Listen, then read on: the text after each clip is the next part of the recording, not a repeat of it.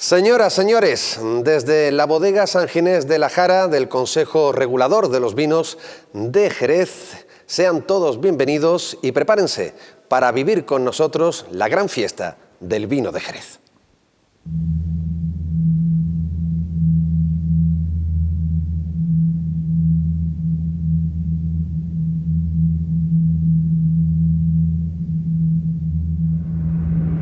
Velkommen til sherrysmagning og glædelig verdens sherrydag. Feliz World Sherry Day. Čestit Svetoven Sherry Den. Happy World Sherry Day. Tere tulemast Sherry nädalale. Feliz World Sherry Day. From the United States, welcome to the sherry tasting.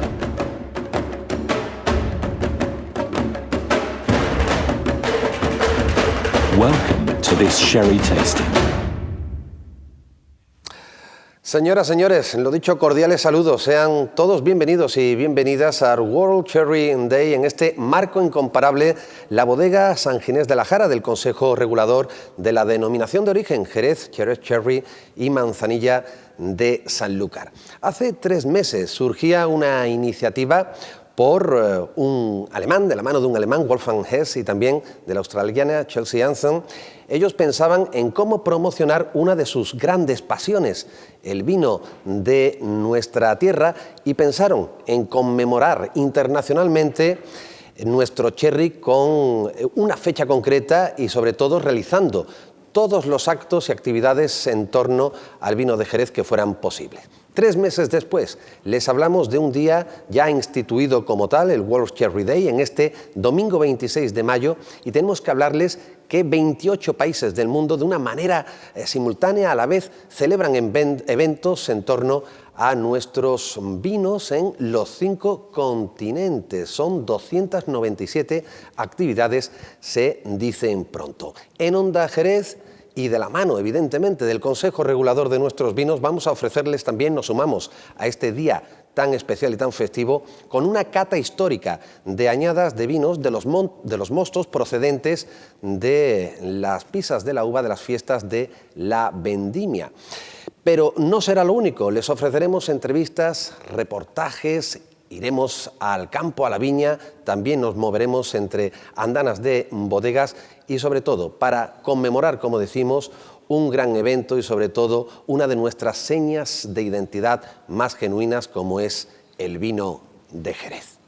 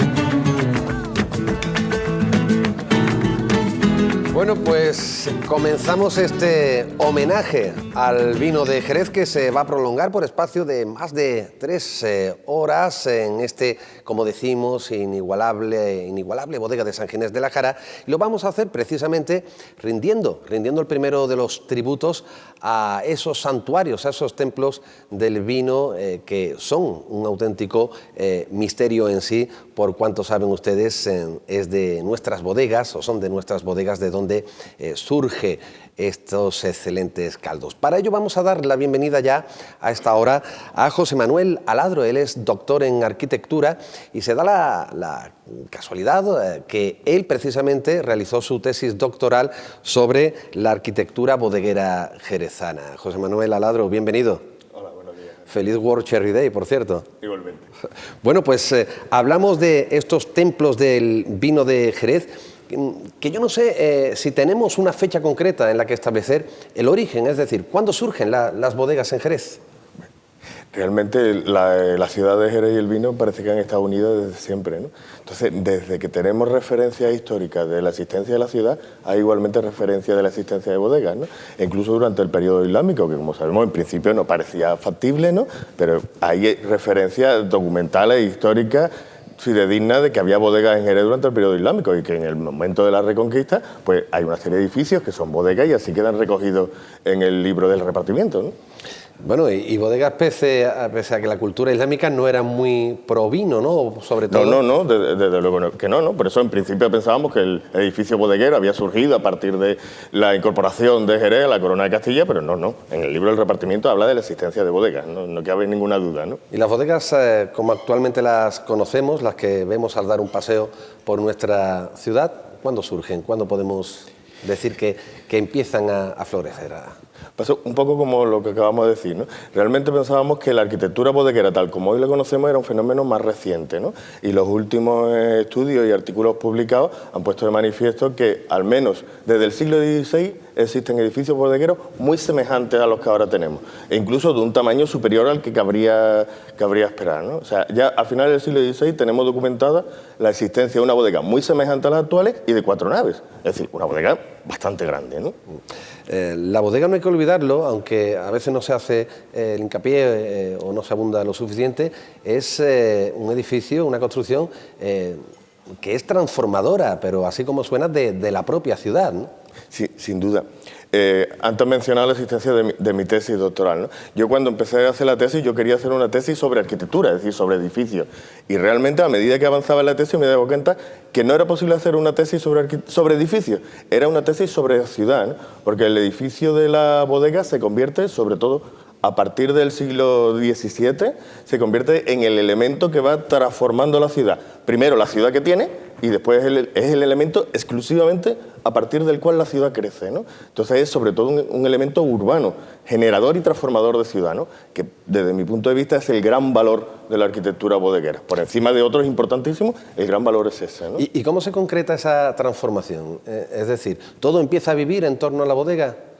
¿Todo empieza a vivir en torno a la bodega? Sí. O sea, llega un momento que en el siglo XIX la ciudad, todo lo que es el espacio de la ciudad, se ha convertido, yo lo definía como una ciudad bodega. Es decir, el espacio de la ciudad, las calles, todo está en función de un determinado sistema de producción, que es el del vino de Jerez. Es decir, no solo los edificios van copando las manzanas, van copando las parcelas, van estableciendo una escala concreta dentro de la ciudad existente, sino que las propias calles se convierten en un espacio de labor para las bodegas, ¿no? Y surge el tren del vino que recorre las propias calles, es decir, lo que era un espacio urbano se convierte también en un espacio productivo, ¿no? Y el ámbito que une distintas bodegas se convierte en una parte más de la labor cotidiana dentro de la bodega, porque por allí se pasan las botas, los arrumedadores, es decir, toda la ciudad se transforma en un gran sistema productivo, en una gran empresa con un único fin, que es la generación de un determinado tipo de vino, ¿no? Es fantástico, ¿no? José Manuel, y abundando también y propiamente en la estructura de la bodega, ¿qué tipos de bodega ha habido históricamente y hay en Jerez y qué estructura pues nos presenta? Desde el punto de vista histórico se podría establecer como 2 grandes familias. Una es los edificios bodegueros que no son autónomos, es decir, que están directamente relacionados con un inmueble mayor, que es decir, bodegas adosadas a palacios o bodegas incluso en las plantas bajas de los palacios, bodegas adosadas a conventos, es decir, espacios dedicados al vino, pero que forman parte de un complejo edificatorio de mayor dimensión, que es el origen fundamental de ese edificio, ¿no? Conventos, palacios, etcétera, ¿no? La otra gran familia sería cuando el edificio bodeguero ya es un edificio autónomo, cuando se construyen objetos arquitectónicos destinados exclusivamente para eso. En principio probablemente pues, estarían anexos a los palacios y demás, y después ya se convierte en un edificio que tiene vida propia, que se hace mayor y se independiza, ¿no? Pero eso surge hace ya mucho tiempo. Es decir, ya en el siglo XVI se están construyendo bodegas autónomas. No tenemos que esperar hasta el XVIII ni hasta el gran XIX, ¿no? Después, dentro de esos edificios ya autónomos, podemos hablar como de dos grandes tipos, ¿no? Desde la arquitectura, de dos grandes tipos. Aquellas bodegas que surgen en torno al patio, es decir, que el patio es el auténtico elemento estructurador y vertebrador de la edificación, y aquellas otras que sería la imagen prototípica que tenemos de la bodega, que es la bodega autónoma, la bodega basilical, la bodega longitudinal. Serían como los dos grandes tipos arquitectónicos. Y por último, un patrimonio, José Manuel, que hay que proteger sin duda, ¿verdad? Sin lugar a dudas, sin lugar a dudas. Jerez es sin duda una ciudad patrimonial de una enorme riqueza en muchísimas cosas, pero el gran patrimonio de la ciudad de Jerez, porque es lo que la distingue, porque es la que cualifica los espacios de forma diferente, porque es la que la caracteriza, es la arquitectura bodeguera, o es la ciudad bodeguera, no solo la arquitectura, la ciudad bodeguera, los espacios generados, ¿no?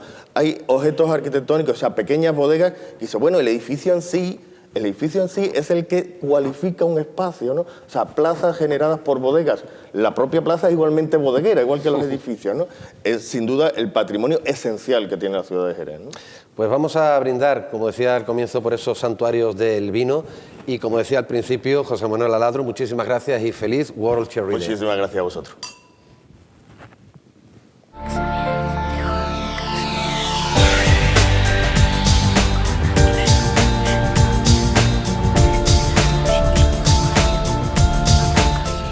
Hola, soy Ignacio Martín, director del Barceló Montecastillo Golf Resort. Quiero brindar por el World Sherry Day.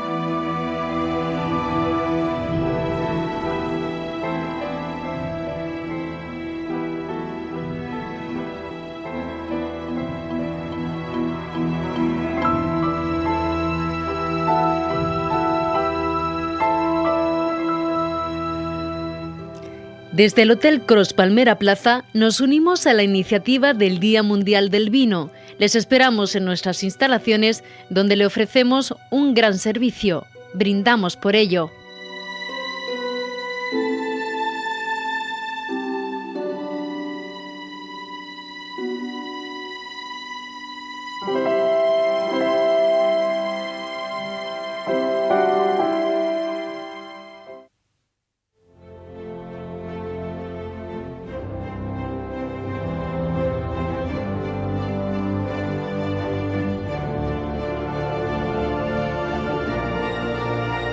Queridos amigos, desde Bodega Carbey nos sumamos a la celebración del World Sherry Day, Día Mundial del Jerez. Por ello, brindamos con una copa de Fino San Patricio y os animamos a conocer Jerez, su cultura, su gastronomía, nuestras magníficas instalaciones y, sobre todo, que degustéis nuestros espléndidos vinos. ¡Felicidades!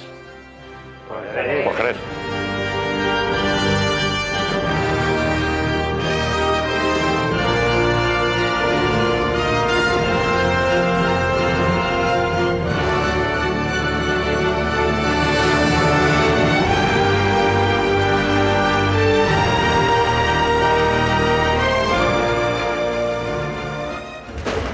Welcome to this sherry tasting. Bueno, pues dejamos a José Manuel Aladro, que nos ha hablado de esos templos, no nos cansaremos de decirlo, santuarios del vino, que son nuestras bodegas, y pasamos a saludar a Beltrán Domecq.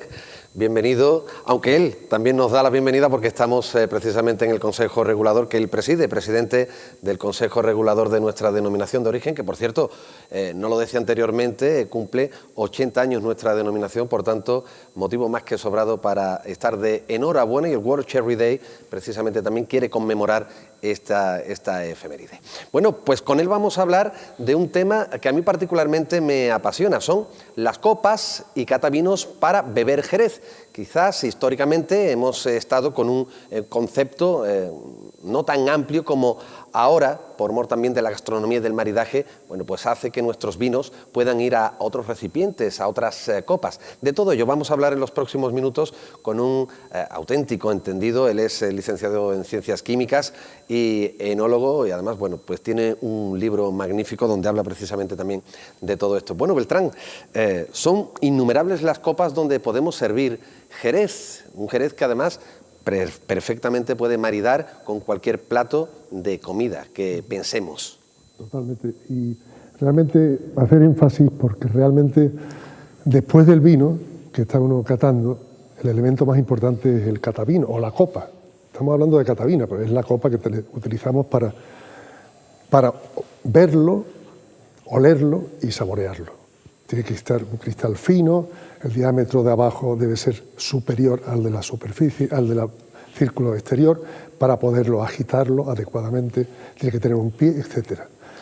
Yo sé que hay catavinos, evidentemente, que gustan mucho a Beltrán, otros, y tenemos un buen ejemplo aquí, que no le gusta nada. Efectivamente, he tenido el cuidado de poner todas las copas con una probeta, con 70 centímetros cúbicos en cada copa, con lo cual, en teoría, se sacaría 10 copas de cada botella. Entonces, pues aquí tenemos pues el catavino jerezano típico, tradicional, tipo 0, pero desgraciadamente hemos ido degradando. Entonces vamos a los bares y nos dan esta misma cantidad, pero en un catavino verdaderamente pequeño. Vemos claramente la diferencia. Bueno, y dice, no, y muchas veces dice, no, es que si lo ponemos aquí, pues el nivel pues será mucho más bajo, pues evidentemente. Pero claro, esta copa no sirve ni para oler, ni se puede ver adecuadamente y saborear menos. Entonces la alternativa es pues el catavino jerezano grande. Tipo 0 hemos dicho, Tipo ¿verdad? 0, o el ISO, que es el de la Unión Europea definido para la cata. Bien. Y después tenemos otras dos copas que son verdaderamente importantes. Esta es la copa Riedel, que definió para vino de Jerez Riedel en el primer vinoble que se realizó. Una copa elegantísima, por cierto. Elegantísima, un pie muy largo, a lo mejor difícil para la lavavajillas, pero bueno. Sí, ciertamente. Y después este es otro catavino que se está utilizando en la zona, que es una marca Rona. Bueno, realmente, al fin y al cabo, ¿qué vamos buscando? Pues estas hechuras, evidentemente no queremos buscar esto. Entre otras cosas porque no permite la olfacción adecuada. Efectivamente. No se huele bien y no se aprecia bien la calidad. Ni se puede mover el vino tampoco en la propia copa. Exacto. Entonces, pues, además de eso, he puesto un par de copas que, bueno, parecen ser no de vino de Jerez, pero son copas para vino blanco, que son perfectamente aceptables para beber vino de Jerez, como este, ¿no? O como este. Son copas de vino blanco. Fíjate qué buen vino tenemos aquí, que está lleno de mosquitas. Todo esto supone, digamos, la parte o los catavinos son más propios. Hablaba antes del catavino de cata, para la cata, para los entremeses en un momento dado, y entiendo. Después otras copas como estas últimas que planteaba invitan perfectamente a comer con Jerez desde el primer plato hasta los postres, ¿no? Ese es el objetivo. Básicamente el vino de Jerez, aparte de ser un gran aperitivo, pero y se puede tomar naturalmente con tapas variadas, pero es meter el vino de Jerez en la mesa para maridar con comidas verdaderamente fenomenales, con una variedad de posibilidades que el vino de Jerez lo hace único, mucho más que ningún otro vino. Empezando por los finos, las manzanillas, los amontillados, los olorosos, los creams, los Pedro Jiménez, una amplia variedad de distintos sabores que maridan maravillosamente con distintos platos. Por último, Beltrán, y en atención también al vidrio de estas copas, de estos catavinos, a su estructura, no es lo mismo que digamos, esta boca tan ancha a otra más estrecha, en fin. Cada copa parece que no, pero, y eso lo dicen también los expertos de los fogones y los sumilleres, cada copa invita a un vino. Sin duda alguna, o sea, cada copa, según su hechura, pues da aromas distintos. Yo me acuerdo haber hecho una cata precisamente con Riedel, que nos hizo una cata de un vino en 7 copas distintas, y era curioso porque cada copa daba una sensación totalmente distinta. Y eso es verdaderamente lo maravilloso, ¿no? Yo creo que evidentemente estas 4 copas son las ideales para beber vino de Jerez. Estas son alternativas si no se tienen, pero evidentemente esta no lo es. Esa primera, apártenla ustedes porque no es idónea para beber vino de Jerez. Un vino que se escancia en la copa y que se hace a menudo en bodega, en la Venecia, otro elemento insustituible, ¿verdad?, de la bodega. Hombre, es un elemento que siempre está utilizado en bodega desde tiempo inmemorial para catar vinos. Cuando yo recuerdo en mis inicios en las bodegas que en los años 70 que se fermentaba en bota y hacías la clasificación en botas. Entonces pues ibas bota a bota decidiendo sobre su futuro, algo que nos hablará Manolo luego más tarde, en la marca de tiza en las botas. Y realmente es una cosa verdaderamente, o sea, servir con un catavino, con una venencia, pues mira, echas una cantidad suficiente para catar, que son 50 centímetros cúbicos, y puedes apreciar, sobre todo en una copa de estas características, en que está suficientemente cerrado, y se puede hacer esta cata así, se agita, se mete el aire dentro y se huele. ¿Cómo ha sonado? Pues estábamos hablando de la Venecia.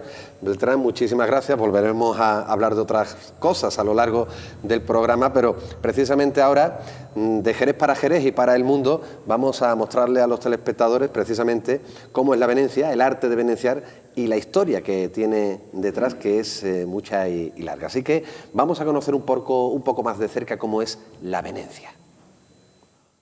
La venencia es el instrumento que da nombre al oficio de venenciador. Aunque su origen no está claro, algunos autores lo sitúan en la antigüedad.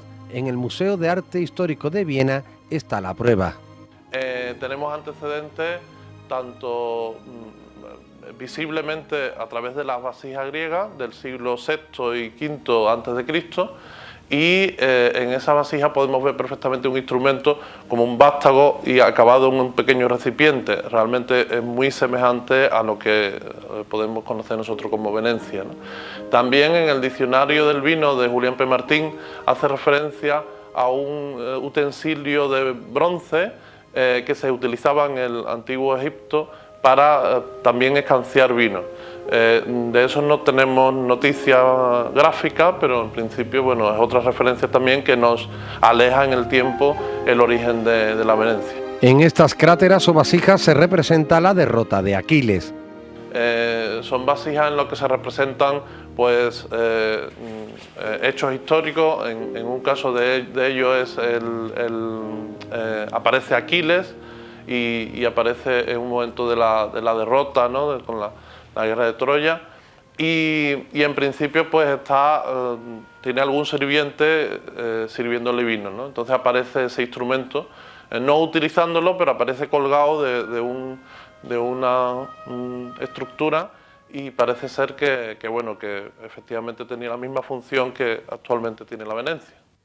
En Jerez, el oficio de venenciador es uno de los más antiguos y tradicionales del marco, aunque si queremos datar el momento de su aparición, este hecho resulta bastante difícil. En todo caso, ya en 1884 el diccionario de la Real Academia de la Lengua admitía la palabra Venecia, por lo que su uso hay que entender que fue muy anterior a esto. De todos modos, desde que el vino empezó a ser objeto de transacciones, siempre ha sido necesario establecer su calidad y precio mediante la toma de una muestra y la cata de la misma, llegándose finalmente a una avenencia o acuerdo, acto especialmente en uso entre los años 1734 y 1834 con el gremio de la vinatería. Que viene del término latino avenire, y de un término que también está aceptado por la Real Academia, un término castellano, que es la avenencia. Y la avenencia es el acuerdo de dos partes que anteriormente han estado en desacuerdo, ¿no? En ese sentido, nos remontamos un poco a esa época en la cual había que convenir entre un comprador y un vendedor de una partida de vino, y además la forma mejor para llegar a un acuerdo es precisamente el probar ese vino, ver la calidad que tenía ese vino.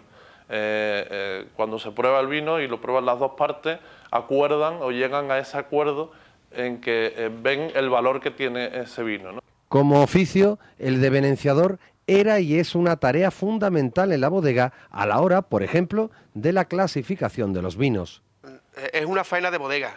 El venenciador va siempre al enólogo o al capataz de bodega, que normalmente es una faena que se hace diaria en las bodegas. Entonces se van a analizar, se analizan a lo mejor al cabo del día, pues no sé, 100, 200, 300 botas aproximadamente. Entonces va el venenciador y va rompiendo, si es vino fino, va rompiendo la flor, saca el vino claro, lo que dije antes, y se venencia.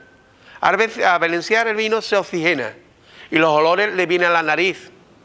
Entonces la labor prevencial desde una venencia en una bodega es eso. La venencia, el instrumento con el que se escancia el vino en la copa, tiene tres partes diferenciadas. La venencia se parte en tres. Una es la parte de aquí bueno, el ganchillo, no sé cómo podría llamarle, pero bueno, el vástago y lo que es el cubilete. Bueno, pues esto sirve muy fácil cuando le metes lo que es la venencia en la bota, para que no se vaya lo que es la venencia, se queda aquí enganchada. El vástago, pues lo hay más flexible, menos flexible. Eso también va en consonancia a la persona, al venenciador, ¿no? A mí me gusta que sea flexible, ¿por qué? Pues porque al levantarla y venenciar, pues el vino parece ser que se oxigena un poco más o cae un poquito más fácil o más tranquilo. El vástago es hoy día de plástico y ha venido a sustituir al de bigote de ballena, que era aún más flexible que aquel, aunque en la actualidad no se usa y es casi un elemento de museo. Por último está el cubilete, antes de plata, ahora de acero inoxidable, y en el que cabe la cantidad suficiente de vino para una copa, tal y como hay que servirla, esto es, 1/3 del catavino. Que el cubilete, pues bueno, si veis la forma, aquí un poquito así como ovulada, sirve para introducirlo en lo que es la bota, romper la flor de velo, el velo de flor que tiene. Al introducirlo saca el vino limpio y luego esa flor, al poco tiempo, como no le ha hecho daño, se cierra y aquí no pasa nada.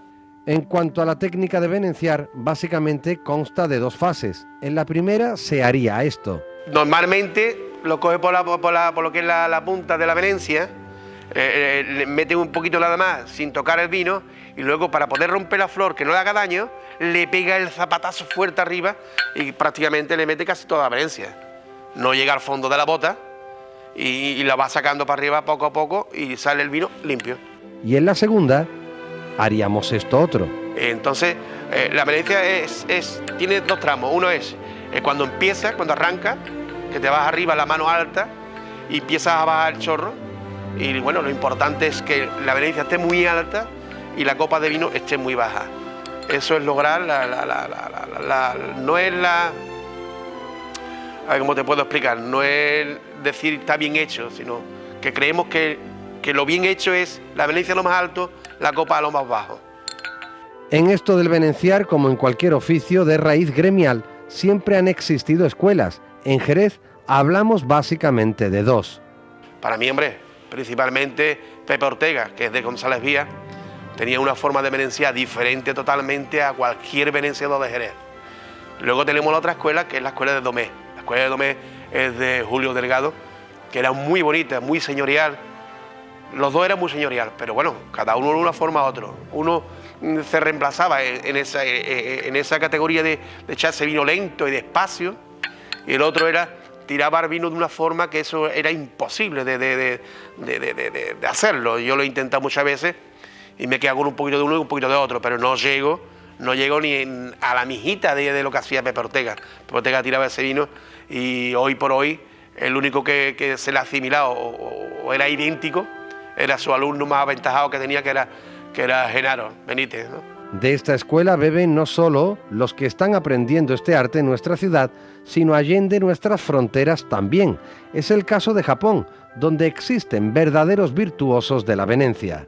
Hay chavales y chavalas que lo hacen muy bien, porque estos señores nos copian todo y bueno, lo hacen a veces hasta mejor que nosotros. Pues así, es a grandes trazos el oficio de venenciador, un arte que hace tiempo salió de la bodega para iluminar al mundo con sus saltos imposibles de oro líquido en reuniones, fiestas y celebraciones, así como para dejar claro que mientras haya una bota llena de vino del Marco, la venencia jerezana pervivirá en el tiempo.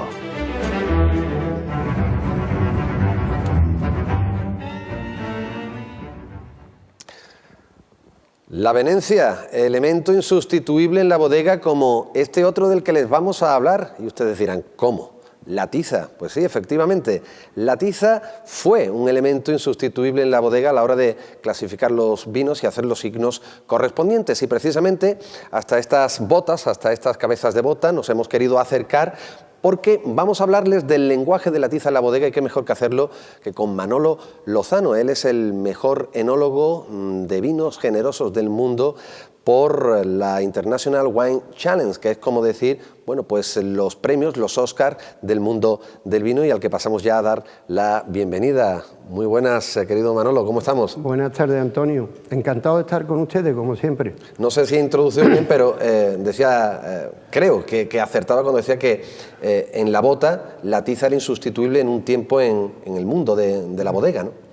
Ten en cuenta que antiguamente la trazabilidad de los mostos y de los vinos pues no se llevaban documentadas, sino era el catador, gran especialista en caracteres organolépticos de los vinos, color, olor y sabor, el que con su venencia y su copa día a día iba experimentando todas las virtudes y algunos de los defectos de los vinos. O sea, que esta cabeza de bota aquí, en el fondo, en este fondo, sí, digamos que era el DNI de ese vino. Ese era el DNI donde se iban anotando todas las características que la persona responsable y docta en ese aspecto pues veía, y luego con los cambios de botas dependiendo de los distintos procesos,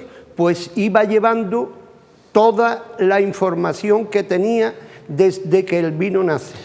Por ejemplo, y empezamos para conocer los signos más usuales en aquel tiempo, hasta que, bueno, pues el ordenador cambió tantas y tantas cosas. El vino, o el mosto, mejor dicho, fermenta, se convierte en vino, y ahí ya hay una primera clasificación.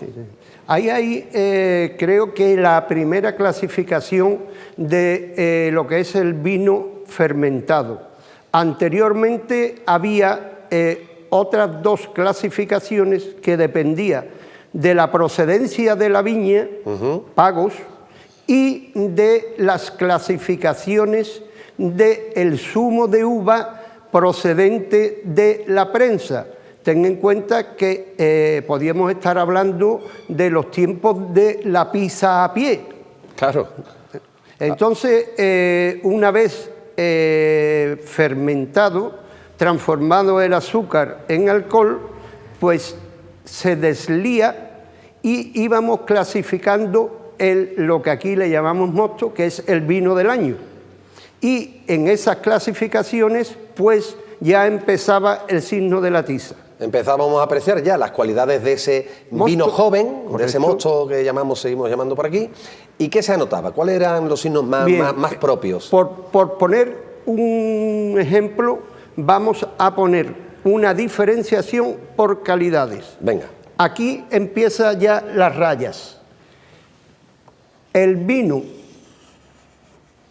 limpio en nariz, con gordura, y que podía ser el día de mañana algo especial, le poníamos una raya. Era el vino de mayor calidad. De mayor calidad. Luego había dos rayas, que era un vino limpio de nariz, pero que no tenía la gordura y la delicadeza que tenía el anterior. Íbamos clasificando de virtudes a defectos. A defectos. Después había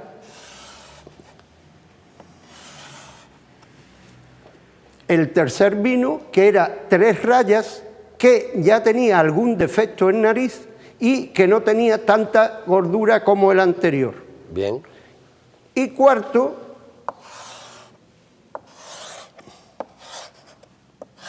clasificación en parrilla, que iba para vinagre o para destilerías.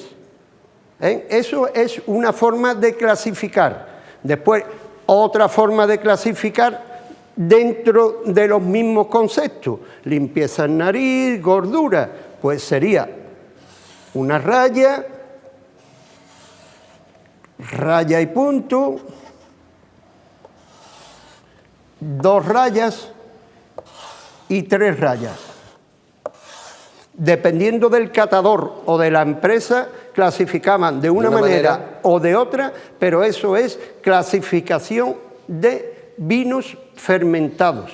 Y damos, si te parece, un paso más. Cuando volvíamos a hacer nuevos signos, porque bien, estábamos ya en periodo sobre tablas, etcétera, etcétera. Nos venimos, si te parece. Correcto. Ya aquí estamos dejando estos vinos que no entrarían directamente en los solerajes, sino vamos a hablar de una raya, 2 rayas, o de una raya y raya y punto. Raya y punto, perfectamente. Pues nos venimos aquí, yo me voy a retirar un poco para que se pueda apreciar perfectamente. Dentro de la raya es el vino que hemos escogido, el vino o mosto que hemos escogido, y ese vino o mosto le añadimos alcohol destilado de vino para ponerlo a 15 grados alcohólicos. Dentro de esos 15 grados alcohólicos, esta raya que hemos escogido como lo mejor de ahí, bien, pues la vamos cogiendo y por su finura y su delicadeza le vamos poniendo un trazo nuevo que ya sería una palma. Una palma. Y ese vino de palma pues sería un vino que con 15 grados alcohólicos en el futuro podía ser un fino de mucha categoría. Bien. Que esta raya que teníamos antes no había dado de sí lo que se esperaba, porque esto lo que vamos siempre viendo es continua y constante evolución de los vinos. Entonces, pues no tenía estas características, pues entonces esta raya se cortaba. ¿Por qué? Porque lo que nosotros creíamos que iba a ser un vino que quiso, pues no lo fue. Entonces yo algunas veces, hablando de un tema de palos cortados, yo digo, pues es un vino que quiso ser fino y no lo fue. Entonces, bueno, pues tiene unas características dentro de un vino a 15 grados que va tomando los caracteres organolépticos de nobleza y los caracteres organolépticos de un futuro gran palo cortado, ¿vale? Por ejemplo, tenemos esta para crianza biológica, que sería para finos y manzanilla, y este palo cortado que serviría para el tipo de vino de palo cortado. Y las 2 rayas, por ejemplo, o raya y punto, en vez de ponerse a 15 grados o 15 grados y medio, irían directamente a ser olorosos. No pasarían por los 15 grados y sí se alcoholizaría o se abrigaba para que fuera directamente una añada de oloroso a 18 grados. Manolo, hay infinidad de signos más, sí, muchísimos más, pero sí me gustaría, antes de terminar, que nos pudiera reflejar también alguna simbología propiamente bodeguera en referencia a algunos vinos, cómo se describe, porque tiene también su símbolo para que todos los telespectadores a través de video streaming en cualquier parte del mundo, también aquí, por supuesto en Jerez, bueno, pues se puedan hacer una idea. Ya hablando de los vinos propiamente. Bien, terminamos con esta clasificación como añadas o sobretablas, que esto se sigue evolucionando y podíamos tener 2 palmas o podíamos tener palmas o podíamos tener una palma cortada, porque va evolucionando de manera distinta. Bien. Todo esto, y después lo de palos cortados, pues exactamente igual. Podíamos tener 2 o 3 palos cortados, pero haciendo un seguimiento no solo de 1 año, sino incluso de 2 años. Y a los vinos propiamente, referencia, un amontillado, un oloroso, ¿cómo se puede citar? La simbología bodeguera, como todo esto, si veis qué puede dar de sí en lo que es una trazabilidad de un vino, cualquier vino, por ejemplo, esto sería amontillado, de simbología bodeguera. Esto sería oloroso. Esto sería moscatel. Esto sería dulce. Esto sería Pedro Jiménez. Esto sería vinagre.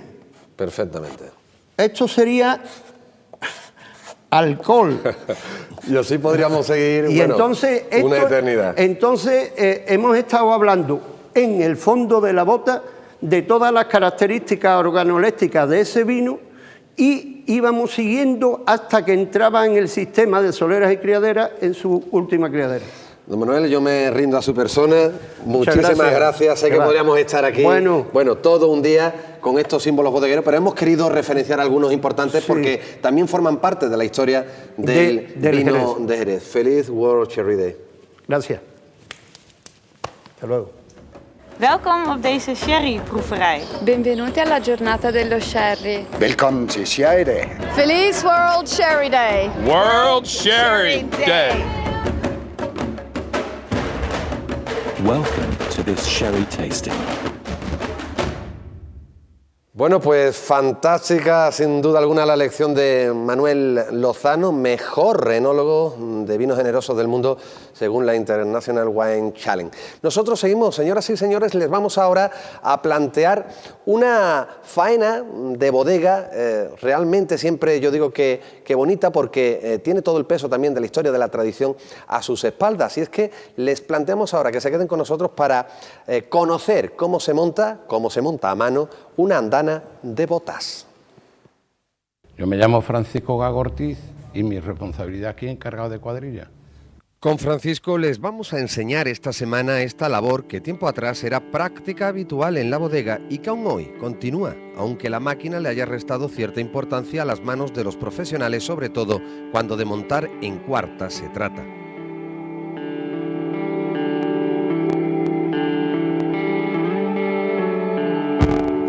Explicar el montaje manual de una andana no es en sí tarea complicada, aunque para entender este trabajo en toda su dimensión sería necesario y bueno explicar algunos términos y algunos útiles que participan en la misma. A la hora de colocar una bota se mira con detalle qué cara viene hacia adelante y cuál queda atrás. Una es la que tiene la duela más ancha en el centro, ¿me entiende? O bien la que tiene el farcete, y la otra, la que tiene más duela, se ven los palillos en la cabeza de atrás. La razón es puramente estética. Porque es más bonito que se vea la cabeza que tiene la duela grande, más bonito que no se vea tantos palillos. Una cabeza con tantos palillos se ve fea, entonces tiene que ser una cabeza que sea recta. Decidido que la denominada cabeza de mole queda atrás, es conveniente asegurarse que las duelas de madera y la boca por donde se extrae el vino coinciden con la vertical, y esto es importantísimo por una razón elemental. Hombre, porque si tú la tienes un poquito de alear, la dejas un poquito de alear, que viene a espilla, no espilla bien la bota, no llega la bota, las pillas aquí abajo. ¿Me entiendes? Las pillas, si quedas aquí en el lado, te roba 2 o 3 arrobas. ¿Me entiendes? 2 o 3 arrobas son a 16 litros, 66 cada una, pues fíjate si tú metes las pillas de alear. Si boca y duelas no coinciden, se habla de bota dormida. Entre los elementos que se utilizan para montar una andana se encuentran el llano y la bocacha, que son los calzos que se utilizan para asegurar la bota. El primero es rectangular y el segundo acabado en punta por una de sus aristas. Tradicionalmente se utilizan 4 pares por bota. Junto a los calzos está la denominada tranquilla. Hombre, la tranquilla hay 3 tranquillas. Hay una que es para las medias, para estas chicas, hay una que es para las vacías, que es más corta, y hay una que es más grande, que tiene casi 80 centímetros, que es así, que es para las botas llenas. Las botas llenas, tú coges la bota y con la tranquilla, con la grande, la echas mejor. Ahora con la chica no. La chica sirve para esto, para ir calzando los huecos, vamos, porque es que llega al sitio. Junto a la tranquilla no puede faltar el mazo con el que se contrea la bota. La bota lleva una contra aquí, que llevo mi mazo para eso, para contrear las botas, y una vez que esté contreada, con el mismo mazo, aprieto los carzos que están en los lados. Con el mismo mazo, por eso tiene un cabo así de largo. Vital para que la bota alcance perfecta verticalidad es la utilización de la pesilla. La pesilla es la que me mira a mí el nivel de arriba a abajo, como está la bota a nivel. En este momento de la faena, los brazos y la habilidad del profesional son cruciales, y si no, vean estas imágenes.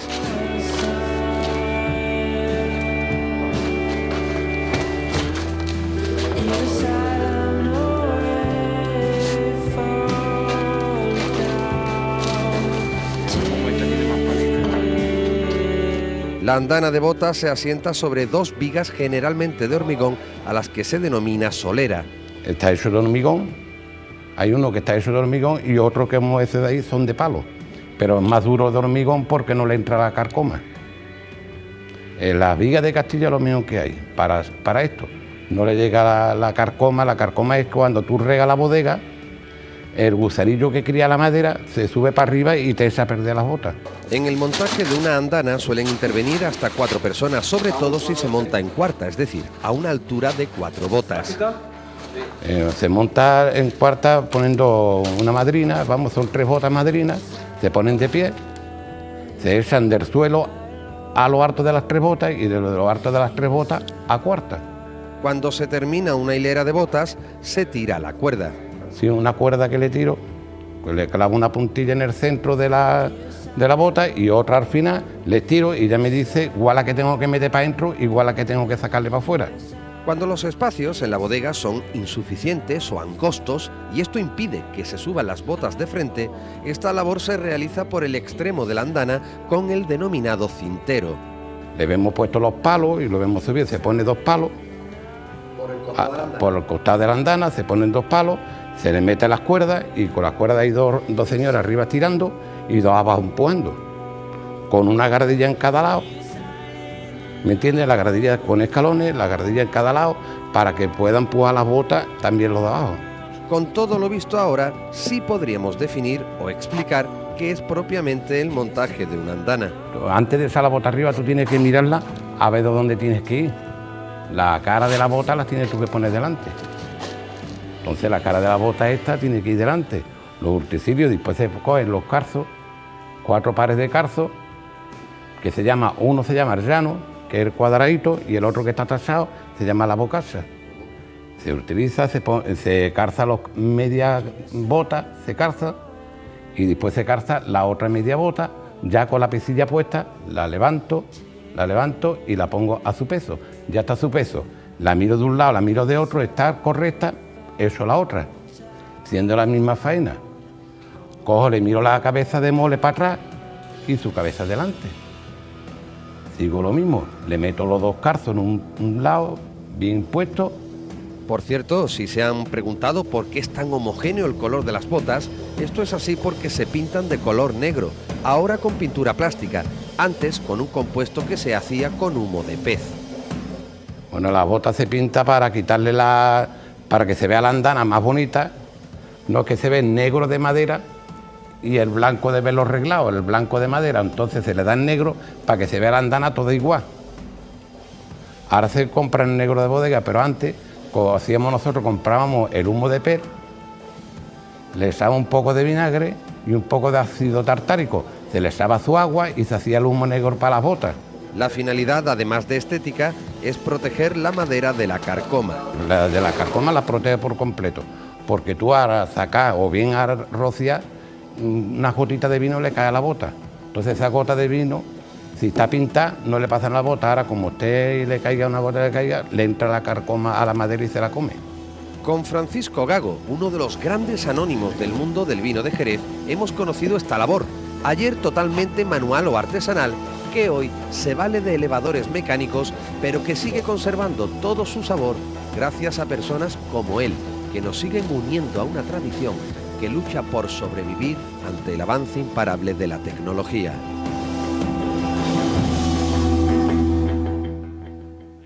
Grandes profesionales, sin duda alguna, los que viven y trabajan en nuestras bodegas, en nuestras viñas, personas como él que nos unen a una tradición, como decía el final del reportaje, que se mantiene afortunadamente viva en nuestro marco. Nosotros vamos a continuar a esta hora en la que nos encontramos, recuerden, viviendo la gran fiesta del World Cherry Day desde Jerez para Jerez, desde el Consejo para nuestra ciudad y para todo el mundo. Nos pueden seguir, ya lo saben, a través de video streaming, a través de las redes sociales. Por cierto, que dentro de tan solo unos instantes nos marcharemos a ver, a leer, a conocer qué están ustedes opinando tanto en Facebook como en Twitter. Recuerden que también tenemos un hashtag que es WSDLive. Vamos, si les parece, continuamos a recoger ahora también el testimonio de muchos amigos que han querido sumarse a esta gran fiesta del vino de Jerez en esta jornada de domingo 26 de mayo. Vamos a conocer su saludo y también ese brindis por el World Cherry Day.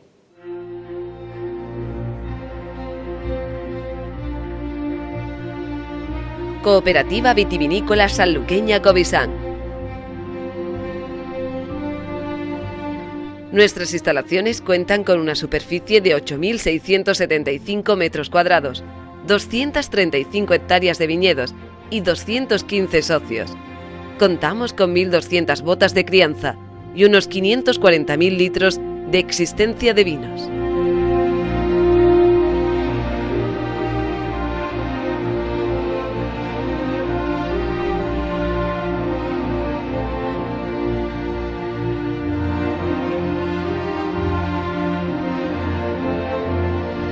Soy Antonio Palacio, presidente de la cooperativa Covisán de Sanlúcar de Barrameda, y hoy, en el Día Mundial del Vino, brindo con una copa de manzanilla con todo el mundo.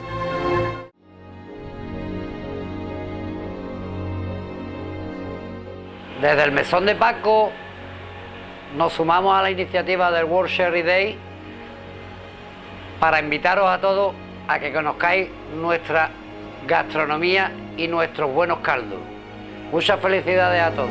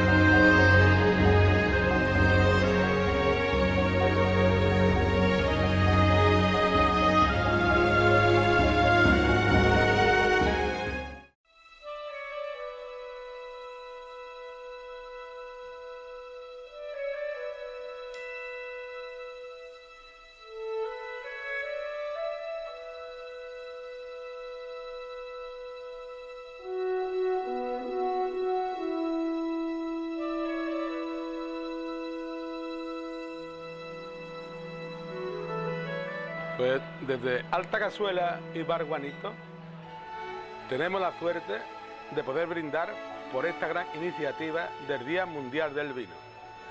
Va por ustedes. Muchas gracias.